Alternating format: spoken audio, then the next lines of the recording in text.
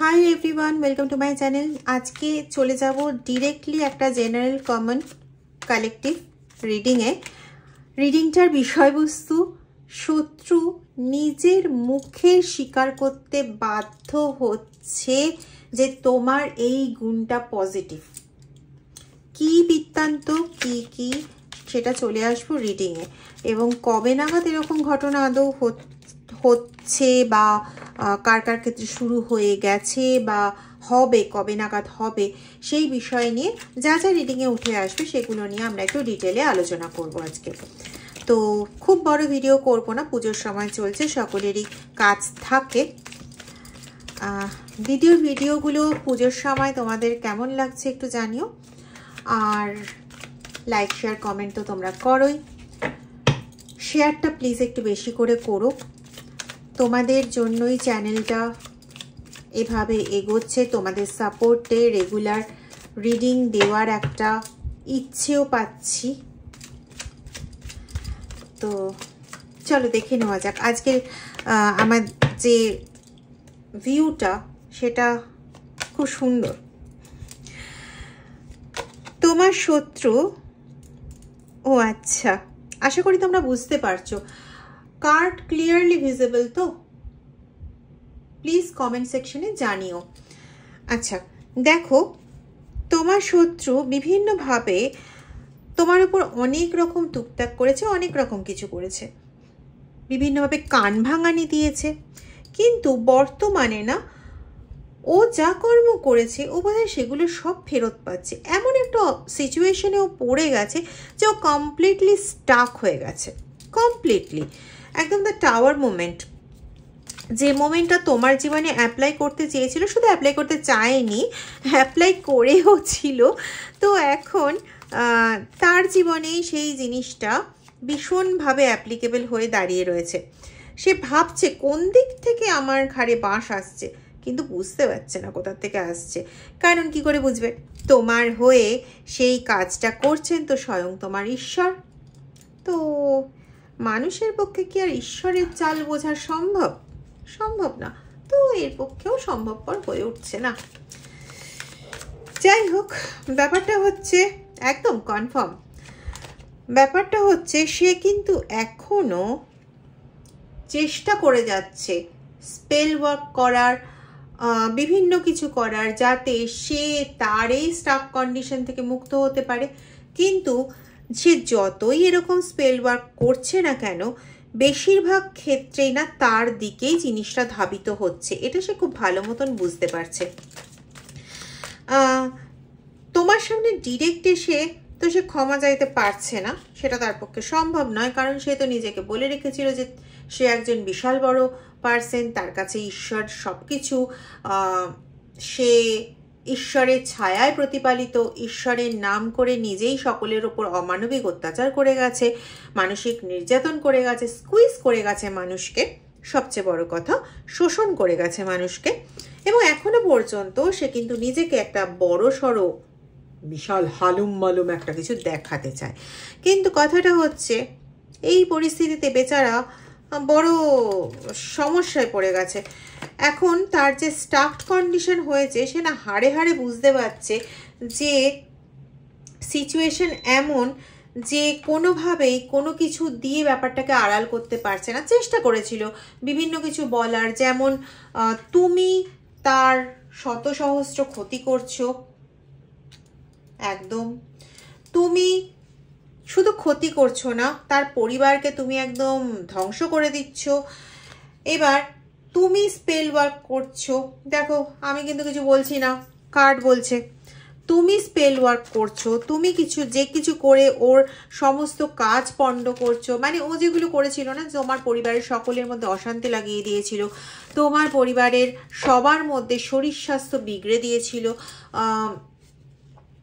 তোমার মানসিক শান্তি তো বিঘ্নিত করেছিল। এটা নতুন করে বলার কিছু না, আমার থেকে ভালো তোমরা জানো যে কি করেনি, সেটাই বলা বাহুল্য।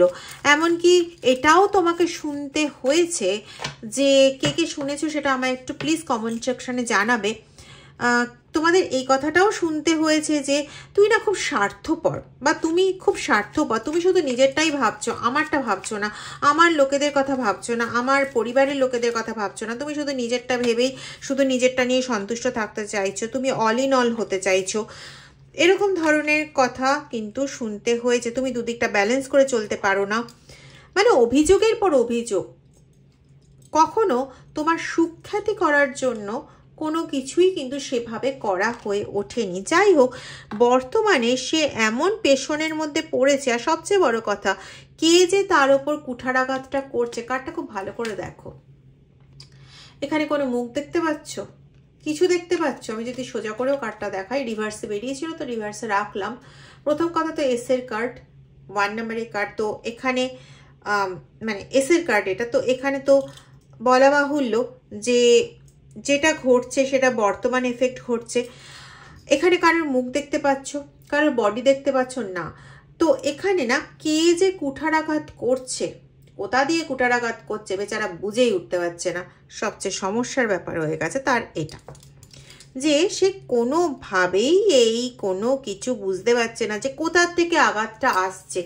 এখন তার মনে হচ্ছে না, শুধু তাকে তার পরিবারের কোনো গুরুজন বলেছে বা অন্য কোনো সাথী বলেছে যে তুমি বা আপনি যে মানে অন্যায়গুলো করেছিলেন, আজকে সেই অন্যায়ের ফল আপনি পাচ্ছেন। বা আপনি তো ওর নামে বলেছিলেন যে ও আপনার এগেনস্টে এই করছে, ও আপনার এগেনস্টে ওই করছে, কিন্তু ও যখন আপনার সঙ্গে ছিল তখন এই সমস্ত জিনিসগুলো তো ওর সাথে ঘটেছিল, মানে তোমার সাথে ঘটেছিল। তো আজকে আপনার সঙ্গে এই সমস্ত জিনিসগুলো ঘটছে, আপনি বলছেন ও করছে এই সমস্ত কাজগুলো। তো এটা কি ঠিক? এরকম বিভিন্ন রকম কথাবার্তার দ্বারা তোমার শত্রু চাপে পড়ে গিয়ে এখন না বলতে স্বীকার তো করবে না, অবভিয়াসলি স্বীকার সে করেনি, করছেও না, কিন্তু ঘুরিয়ে সে বলতে বাধ্য হচ্ছে যে তুমি সত্যি ওর জন্য অনেক উপকার করেছিলে, তুমি সত্যি ওর জন্য অনেক কিছু করেছিলে, কিন্তু অ্যাট দ্য সেম টাইম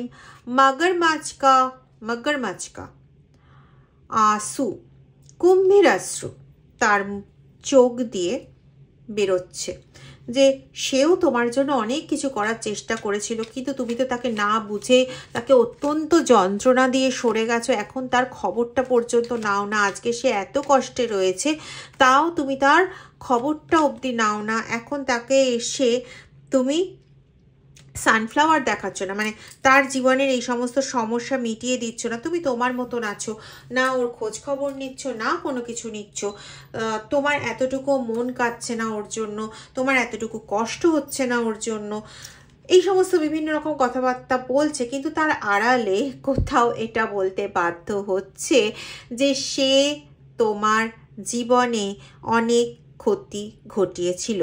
কোথাও বলতে বাধ্য হচ্ছে যে সে তোমার সঙ্গে খারাপ ব্যবহার করেছিল।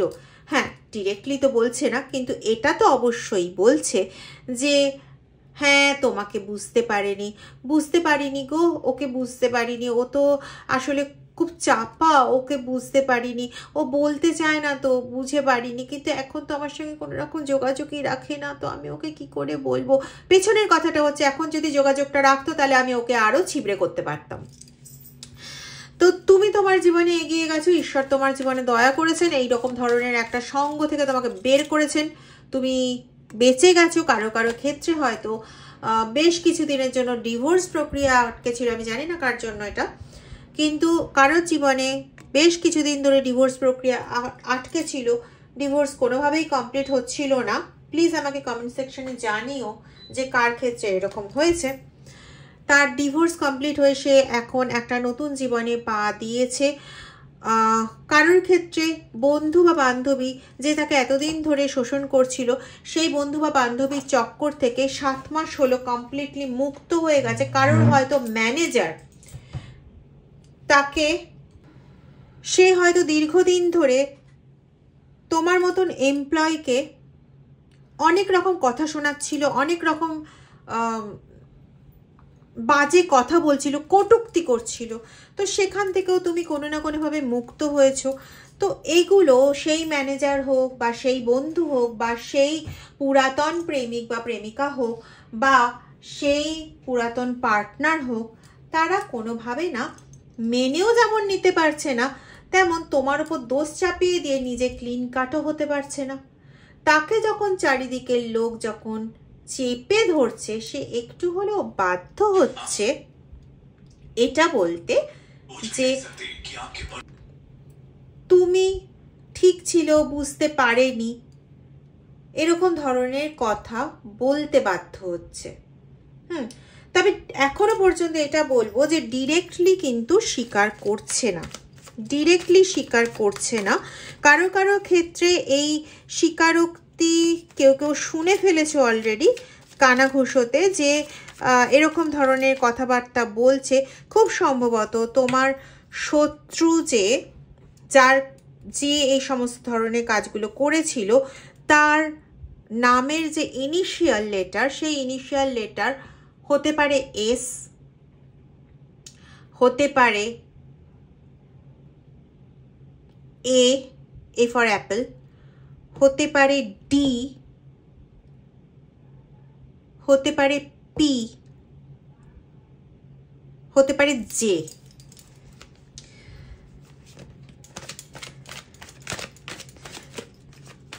জানি না তোমাদের কাদের সঙ্গে রেজোনেট করলো, তবে এই যাদের ইনিশিয়াল লেটার এগুলো দিয়ে আই এবং কে এগুলো হতে পারে, বা আই এবং কে ইনিশিয়াল না হয়ে নামের মাঝখানেও থাকতে পারে, নামের মাঝখানে বা নামের শেষে বা প্রথমেও থাকতে পারে, কিন্তু আই এবং কে মাঝে থাকার বা শেষে থাকার প্রবণতা বেশি, এরকম ধরনের পাচ্ছি। যাই হোক, তো তোমরা জানিও কমেন্টে। এবার কথাটা হচ্ছে যে কারো কারো ক্ষেত্রে অলরেডি শুরু হয়ে গেছে, তোমরা কানাঘুষে অলরেডি জানতে পারছো। কেউ কেউ আছো যারা এখনো পর্যন্ত এই রিডিংয়ের এনার্জির সঙ্গে পুরো কানেক্ট করতে পারছো না, বিকজ তোমরা এরকম কিছু শোনোনি, কিন্তু তোমাদের মন বলছে যে তোমাদের ওই শত্রু একটা ভালো রকম সমস্যার মধ্যে রয়েছে, এটা তোমাদের মন বলছে, কিন্তু তোমরা শুনতেও পাচ্ছ না এরকম কিছু, আর জানতেও পারছো না, আর জানার চেষ্টাটাও যে খুব করছো তাও নয়। ঠিক আছে, এবার তবে তোমরা কিছুদিনের মধ্যে তোমরা শুনতে পাবে, তোমরা জানার চেষ্টা না করেও শুনতে পাবে, কারণ ওই যে বলে না ধর্মের কল বাতাসে নড়ে, তো তোমরা এটা শুনতে পাবে, অবভিয়াসলি শুনতে পাবে। এবং যাদের মনে তোমাদের শত্রুকে নিয়ে খুব চিন্তা ভাবনা উঠছে, কবে ওদের একদম প্রচণ্ডভাবে ক্ষতি হবে, কবে ওদের এই হবে, তাদেরকে অনুরোধ করব প্লিজ নিজেরা নেগেটিভ ওই লোকগুলোর কথা চিন্তা করে তোমাদের যে পজিটিভ জাগরণ হচ্ছে সেই জিনিসটাকে কমিয়ে দিও না। তোমরা তোমাদের মতন এগো, ওই ধর্মের কল বাতাসে নড়ার মতো কথা তোমরা কিন্তু শুনতেই পাবে, ওদের কথা তোমাদের কানে চলে আসবেই। যখন তোমাদের কানে চলে আসবে তখন সেটাকে শোনো, ঈশ্বরের কাছে প্রণাম জানাও, ব্যাস ওই পর্যন্ত রাখো, নিজেরা নেগেটিভ হয়েও না। এখন তোমাদের টার্নিং ফেজ, ট্রান্সফরমেশনের সময়, সুতরাং নিজেরা নিজেদের দিকে কোনো রকম নেগেটিভ কিছুকে আকর্ষণ করো না।